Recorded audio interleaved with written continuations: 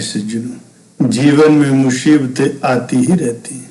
कुछ लोग मुसीबतों से घबराते हैं और उनसे बचने की कोशिश करते हैं। ऐसे में मुसीबत तो दूर नहीं होती बल्कि परेशानियां और अधिक बढ़ जाती हैं। एक बार स्वामी विवेकानंद जी किसी मंदिर से निकल रहे थे, तभी वहां मौजूद बहुत सारे बंदरों ने उन्हें घेर लिया।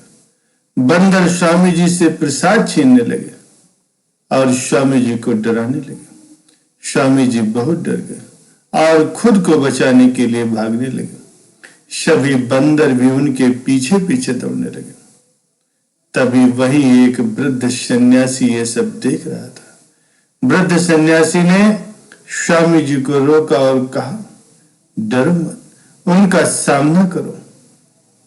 वृद्ध सन्यासी की बात सुनकर के स्वामी जी उन बंदरों की ओर बढ़ने लगे, जिसे देख सभी बंदर वहां से भाग खड़े हुए। उन्होंने वृद्ध सन्यासी को धन्यवाद दिया। अगर हम कभी किसी चीज से डरते हैं तो उससे कभी भी भागना नहीं चाहिए, पलट करके उसका सामना करना चाहिए। प्यारे सज्जनों, परेशानियां तो आती जाती रहती, इनकी वजह से हमें कभी भी हताश नहीं होना चाहिए। परेशानियों से बचने की कोशिश नहीं करनी चाहिए, बल्कि उनका सदैव सामना करके आगे बढ़ना चाहिए। एक बार यही बात भगवान गौतम बुद्ध ने अपने शिष्य आनंद को समझाया। गौतम बुद्ध कौशाम्बी नगर में अपने शिष्य आनंद के साथ ठहरे हुए थे। कौशाम्बी की रानी बुद्ध को पसंद नहीं करती थी, वो बुद्ध का अपमान करती थी। रानी ने अपने सेवकों को आदेश दिया कि वे बुद्ध को अलग अलग तरीकों से प्रताड़ित करें और उन्हें यहां से भगा दें। रानी का आदेश मिलते ही काफी लोग बुद्ध को सताने लगे। जब समस्याएं ज्यादा बढ़ने लगी, एक दिन आनंद ने भगवान बुद्ध से कहा, प्रभु, ये लोग जानबूझ करके हमें सता रहे हैं, हमारा अपमान कर रहे हैं, इसलिए हमें ये जगह छोड़ करके आगे बढ़ जाना चाहिए। बुद्ध ने आनंद से कहा, अच्छा एक बात बताओ, ये जगह छोड़ करके हम कहां जाएंगे? और जहां कहीं भी जाएंगे तो वहां भी ऐसे ही लोग मिलेंगे, तब हम क्या करेंगे?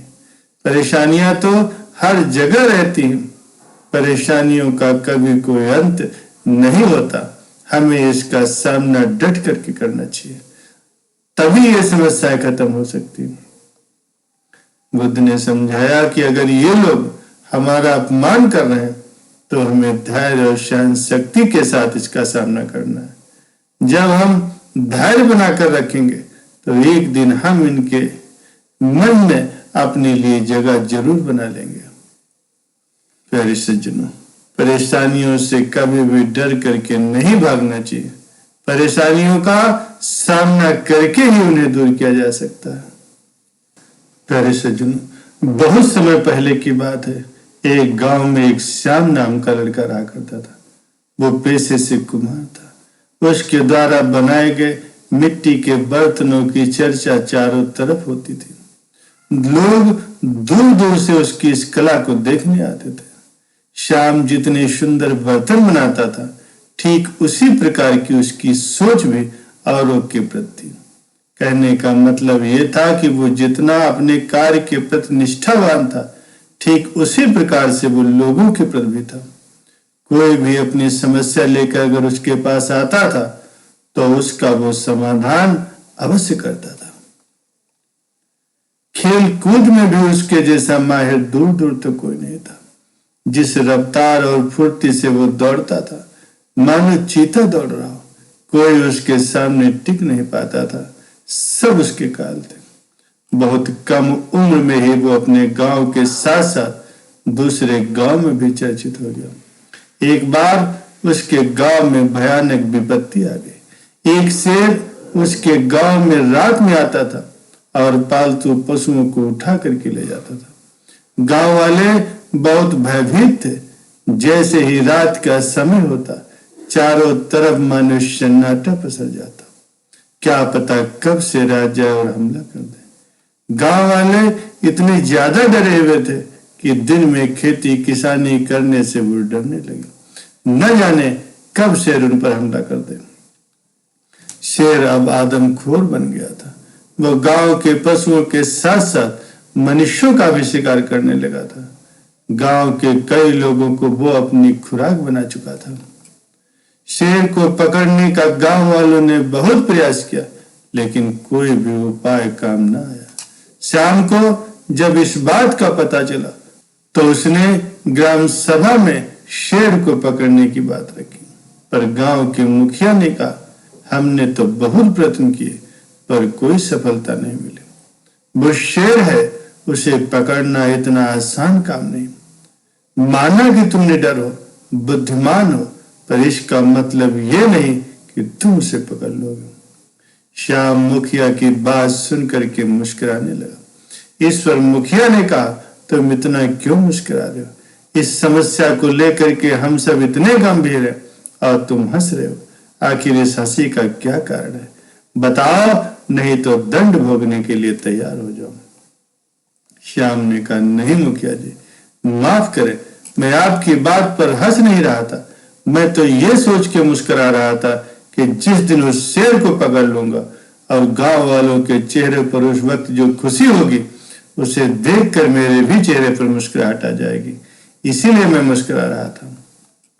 मुखिया ने कहा, क्या तुम्हारे पास कोई तरकीब है उस खूंखार आदमखोर शेर को पकड़ने की? अगर है तो मुझे बताओ। श्याम ने कहा, बहुत सी तरकीबें हैं, परंतु कौन सी आजमाऊं वही सोच रहा हूं। मुखिया ने कहा, जो भी हो जल्दी बताओ, हमारे पास समय नहीं है। न जाने वह शेर कब क्या कर देगा, लेकिन मेरी एक शर्त है, यह तुम कामयाब नहीं हुए तो तुम्हें यह गांव छोड़ करके जाना पड़ेगा। श्याम ने मुखिया की शर्त मान ली। अब श्याम ने 3 तरकीबें निकाली, जिसमें 2 कुछ आसान और 1 कठिन थी। उसने सोचा, पहले कुछ आसान तरकीब अपनाते हैं, सफल रहे तो ठीक, वरना कठिन तरकीब तो बाद में अपनानी ही होगी। पहली तरकीब, एक पिंजरा बनाया गया, उसमें मांस का टुकड़ा लगा दिया गया, जिससे शेर आए और पिंजरे में कैद हो जाए। परंतु शेर तो इतना चालाक था, उसने मांस को तो नहीं खाया, बल्कि एक पालतू पशु को उठा करके ले गया। अब दूसरी तरकीब अपनाने की सोची गई। दूसरी तरकीब, उसने एक बड़ा सा जाल बनाया और कुछ जानवरों को रख दिया गया, ताकि शेर आए और जैसे इन जानवरों पर हमला बोले तो वो जाल में फंस जाए। परंतु शेर इतनी तेज गति से आया कि जाल बंद करने से पहले ही वो एक जानवर को उठा ले गया। उसका ये उपाय भी काम नहीं आया। अब श्याम के पास तीसरी और आखिरी तरकीब थी, जो कि कठिन थी। अब की बार अगर वो तरकीब काम नहीं आई तो पूरे गांव में उसकी जग हंसाई हो जाएगी। लेकिन कहते हैं कि ईश्वर भी उसी का साथ देता है जो सच्चे मन से अपने कार्य के प्रति समर्पित होते हैं। श्याम अपने कार्य के प्रति बहुत ही ज्यादा समर्पित था। उसने एक बड़ा सा गड्ढा खोदा और वो इतना गहरा था कि एक बार अगर वो शेर उसमें गिर जाए तो वो कभी भी निकल नहीं पाए।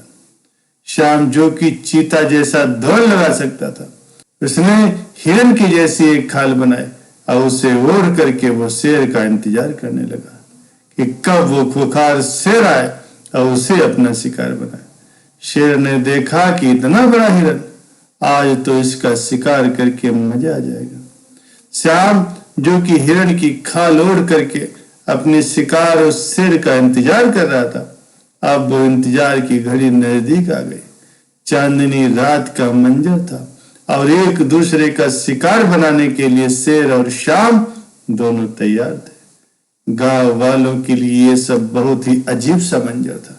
कौन किस पर भारी पड़ेगा और कौन बाजी जीतेगा, ये देखना बहुत ही दिलचस्प था। श्याम के लिए आखिरी तरकीब थी। जान का तो खतरा था ही, लेकिन यदि वो अपने मकसद में कामयाब नहीं हुआ तो गांव वालों का उस पर से भरोसा भी उठ जाएगा और उसे हमेशा हमेशा के लिए इस गांव को छोड़ करके जाना पड़ेगा। गांव के मुखिया ने यही शर्त रखी थी। शेर ने जैसे ही उस हिरण को देखा और उसकी तरफ लपका तो वो हिरण भी तेजी से उस गड्ढे नुमा कुएं की ओर भागने लगा। शेर भी तेजी से उसके पीछे पीछे उसकी ओर जाने लगा। अब हिरण और भी तेज गति से दौड़ने लगा। हिरण आगे और शेर पीछे। और जैसे ही शेर ने हिरण को पकड़ने के लिए लंबी छलांग लगाई तो हिरण ने भी छलांग लगा करके बड़े से गड्ढे को पार कर लिया। और शेर इससे पहले कुछ समझ पाता वो कुएं नुमा गड्ढे में गिर गया, जिससे वो अब कभी नहीं निकल पाएगा। गांव वाले चिल्लाए, श्याम ने शेर को पकड़ लिया, श्याम ने शेर को पकड़ लिया।